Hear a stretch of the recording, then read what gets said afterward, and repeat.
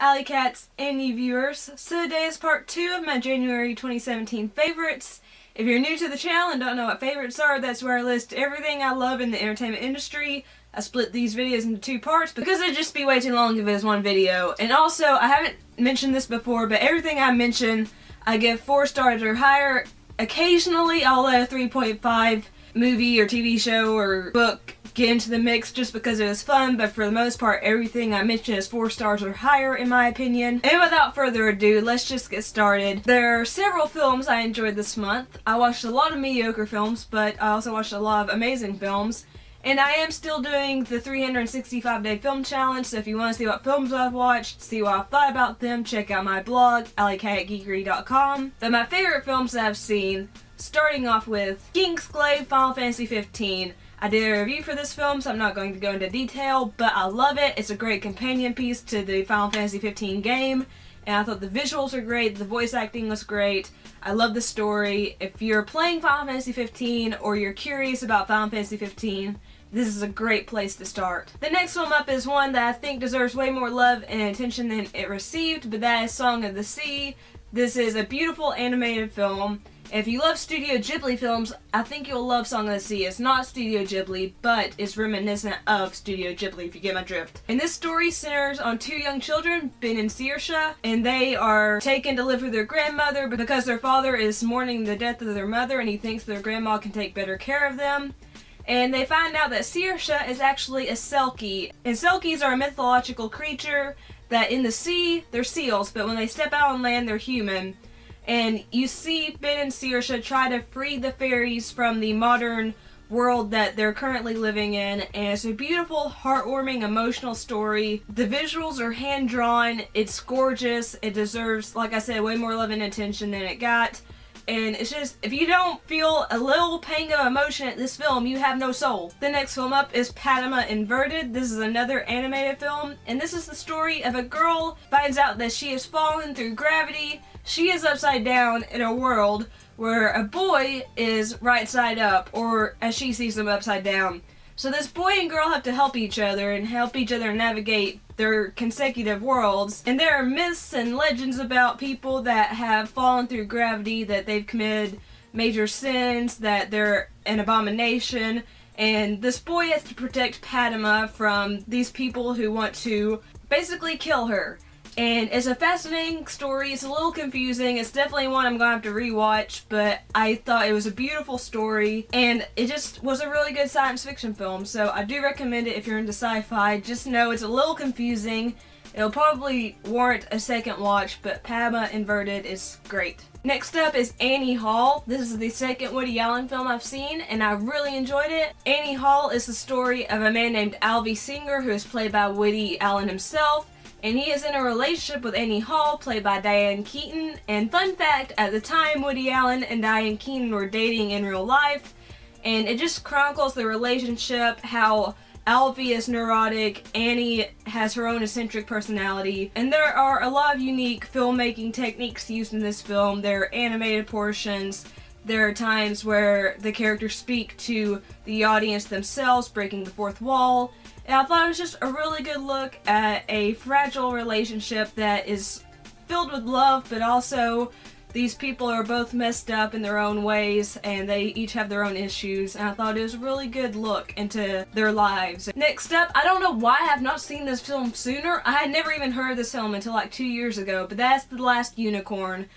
For some reason, this was never mentioned to me as a kid, and it's such a cute story. It's about a unicorn who learns that she is the last of her kind, but she is convinced that no, there must be some other unicorns out there in this world. So she goes on an adventure and she meets a young man and a middle-aged woman who believe in unicorns, and they're trying to help her out on her journey. For the most part, this is a beautiful film. Some of the animations are a little crude, but like I said, for the most part, it's gorgeous, and the voice acting is solid. It's got an all-star cast: Alan Arkin, Jeff Bridges, Mia Farrow, Christopher Lee, Angela Lansbury. There are so many talented actors and actresses that voice this film, and it's such a beautiful film, and it's got a great message about being true to yourself, being unique, but also finding your place in the world. And I don't know why this is not mentioned as much as other animated films are, because I would have loved this film as a kid. it. I loved it even as an adult, and if you haven't seen it, I suggest you check it out. Next up is probably my favorite film of the month, and that is The Handmaiden. This is the latest film from Park Chan-wook. He also directed the original Old Boy, which is one of my favorite films of all time. And this movie is fucked up in the best way possible. The story follows a young woman named Namsuki, but she goes by Tomiko. I hope I got her name right. And she is a double agent, but she goes to work as a handmaid to this woman. And this woman has been living in her uncle's house ever since she was little. She is betrothed to her uncle, and her last handmaiden was let go, so she needs a new one. And that's where Tomiko comes in. And from there, things just unfold in a very, very dark manner. It becomes an erotic lesbian thriller. It flips the movie on its head several times during the runtime. There are so many twists and turns in this film. It's a beautiful film. Every shot is so beautiful. And yes, like I said, it is an erotic lesbian thriller. It is very graphic, very sexual. But to me, it was very artistic. And I felt like the nudity, the sex scenes, the graphic material shown helped the film and helped further the story and was an asset. It wasn't used as titillation. It wasn't just used as a means of provoking erotic thoughts in people. It was meant to further the story and help cement the relationship between the two women. And I thought this was such a masterpiece of a film. I wish I had seen it in 2016 because it would have made my top films of the year. But I do highly recommend The Handmaiden. If you've seen Old Boy, I think you'll really enjoy The Handmaiden. But if you haven't, and you like foreign films and an erotic lesbian thriller with a lot of twists and turns sounds good to you, definitely check out The Handmaiden. It's so, so good. The next three films I enjoyed were Split, Unbreakable, and The Visit, all M. Night Shyamalan films. I'm not going to talk in detail about them because I actually made a review for Split and a video covering these three movies, so check those videos out for my full thoughts. But these are some of my favorite Shyamalan films, and I thoroughly enjoyed my time with them. And the last two films are short films that are actually Oscar nominated this year. The first is Piper, and this is a Disney Pixar short film, and Piper is about a cute little seagull who is afraid, deathly afraid of the ocean. This little seagull does not want to go into the waves, but its mother keeps trying to encourage it to go there, and one day it does venture into the waves, but it ends up being taken by a wave, spit back out into the ocean, and it's afraid. But this is such a cute little story, and it's such a cute little statement about facing your fears and living your life and getting over your fears and just enjoying your experience. It was so cute. I highly recommend you watch it. It's just, it'll make your heart feel warm and fuzzy and just, it's so cute. And the next film is also from Pixar, but this is a very dark short story. This is not for children, so do not show this short film to your children. But that film is Borrowed Time. Borrowed Time is about a man. He has to come to terms with a lot has happened in his past. This does have trigger warnings in it for suicide. It was very dark, but it was very moving, and I audibly gasped while watching this film. It was very powerful, and again, if you don't feel emotion while watching this, you have no soul. Now moving on to TV I've enjoyed. First is Sherlock Season 4. I know a lot of people did not like this season, but I loved it. Even though I thought the first episode was the weakest, I really enjoyed Sherlock Season 4.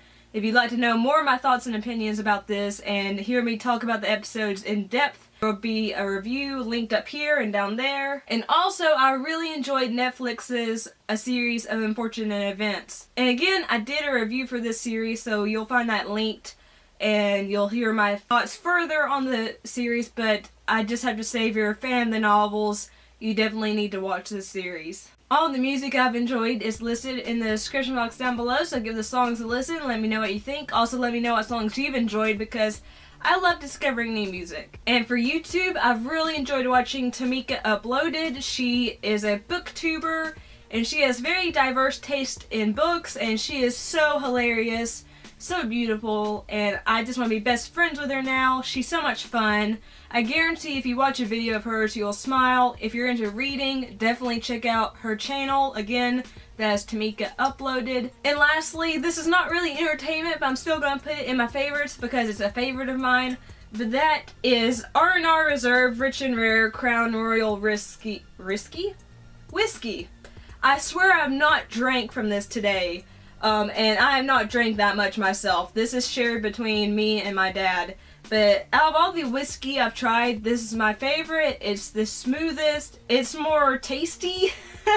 It doesn't feel like I'm drinking Listerine. But if you're a whiskey drinker, let me know what your favorite whiskey is in the comment box down below, because me and my dad both want to try different brands of whiskey, and so far this is our favorite, but again, we'd love to try different brands.